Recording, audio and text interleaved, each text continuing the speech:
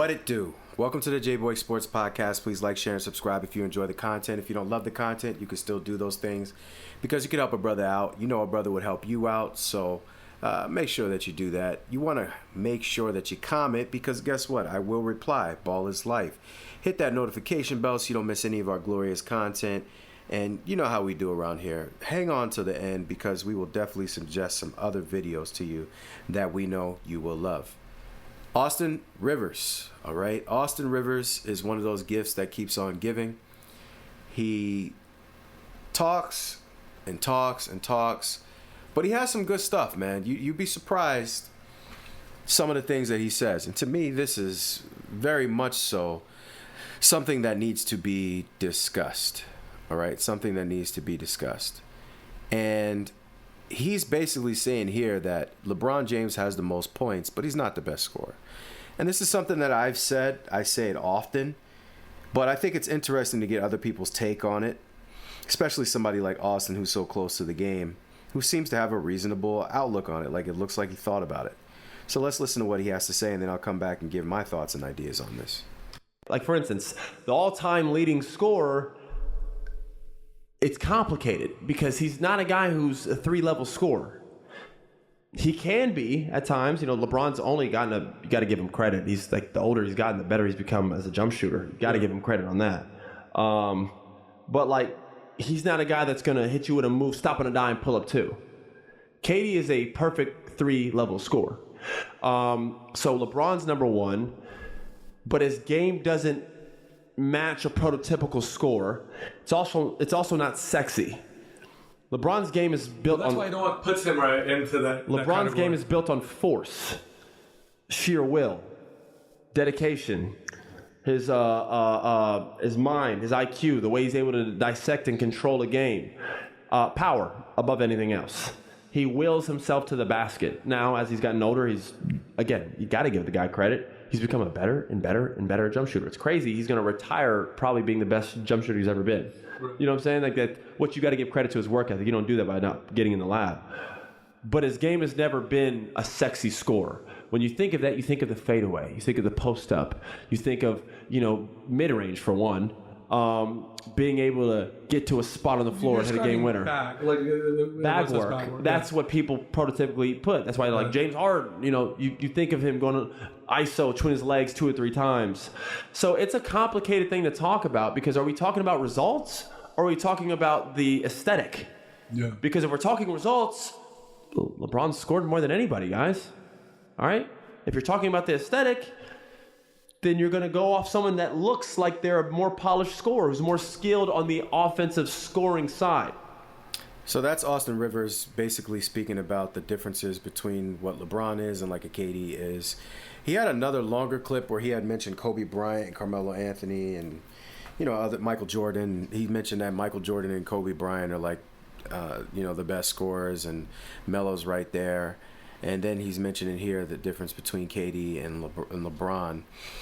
I do think that KD is a 3-level scorer, but I think Michael, Kobe, and Melo are beyond that. I think they're closer to like 4 levels. In fact, I don't believe it. I know they're like 4 level. They're 4-level scorers, in my opinion. They can score in more ways than almost anybody.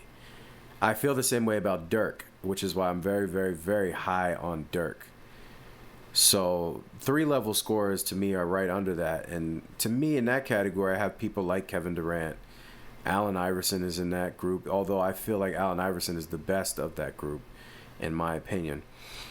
But LeBron, he mentioned aesthetic. I don't even think it's so much that LeBron's aesthetic is what bothers me. I just think that it's a lot of longevity. He can do the same thing over and over and over again and spam it, and he gets results out of that. And he plays a point guard level like position, a point forward, so he always has the ball, so he gets a lot of opportunities, and he takes advantage of those opportunities. These guys, the Kevin Durants and people of that ilk, they don't have the ball all game long. Kevin Durant used to have the ball more. He used to run even more pick and roll than I feel like he does now. And because he picks his spots more often, he has to be more efficient And when I say efficient, I don't mean, oh, he's 5 for 10. I mean, as far as his moves, they have to be more compact. Kevin Durant doesn't really do a lot of dribbling anymore. He has handle. Don't get it twisted. Like, that was one of the first things I remember noticing about him, where I was like, dag, this dude is nice.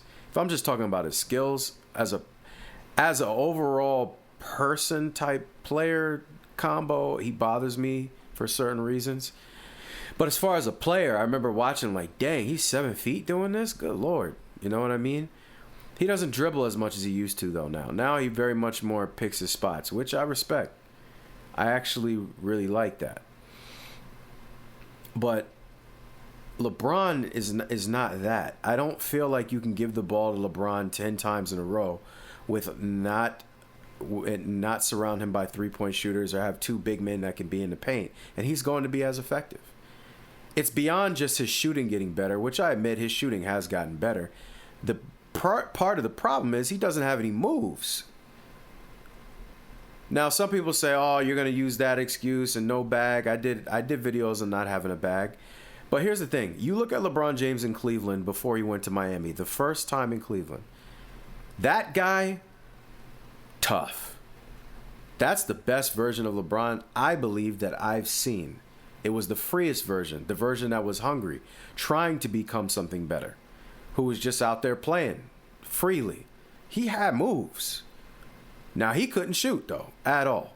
That was part of the problem.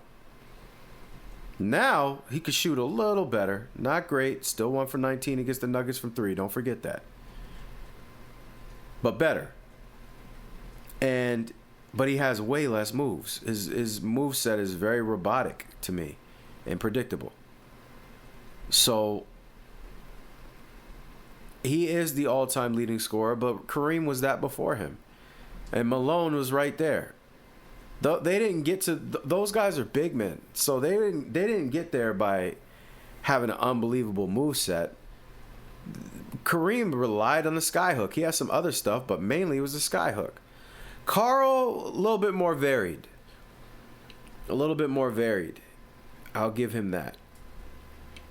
But Bron just kind of does the same stuff over and over again. He's effective because he's a powerhouse. He can run people over, and the league got weaker.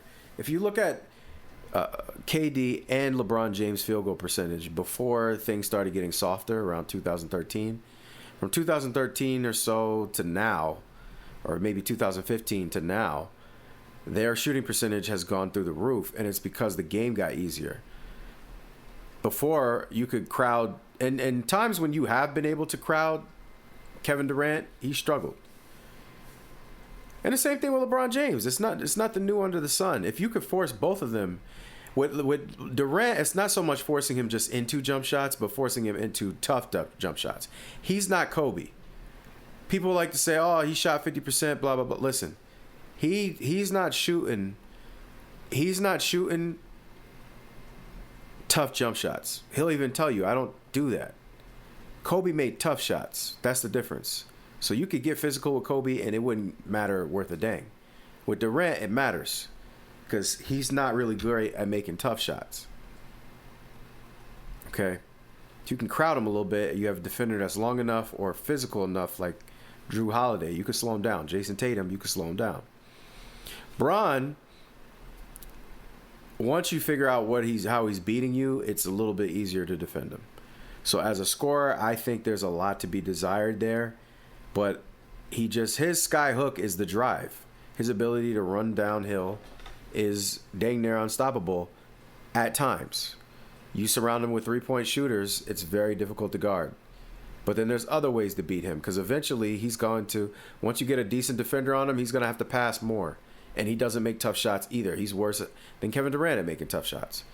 You're not going to give the ball to LeBron and he's going to score 10 times in a row without mentally thinking to himself, I have an outlet. Somehow, some way. That's just not him. So, I agree with Austin Rivers on the fact that LeBron can score and he's gotten better, but that's not really what he is. He's not that unstoppable scorer. So, what do you think? Do you think he's this unstoppable scorer? Do you think that where his jump shot is now, he's actually he's on the level of Kevin Durant as far as scoring? I don't think he is. So you tell me, what do you think? What do you think about what Austin Rivers had to say? Do you think LeBron is truly an elite scorer? Or is he somebody that can score, has scored, scores better than most, but ultimately there are other people you would pick before him? I would pick Paul Pierce. I think Paul Pierce is ultimately a better scorer than LeBron. I think in their primes, and you need a score, you need a bucket, I'm going to Pierce. That's just me. LeBron fans I know hate that. They can't stand Paul Pierce, but that's where I'd go. So what say you? Please like, share, and subscribe. Hit the notification bell so you don't miss any of our glorious content. Hang on towards the end because we have some other glorious, fantastical, excelente videos that we know you'll love. You also want to comment because I promise I will respond. Ball is life. That's what we do around here. That's how we do it. That's how we gets down. Make sure that you come back because we have some other glorious content that we know you'll love as well. So thank you very much for your time. I truly appreciate you. I'm very humble. Much love.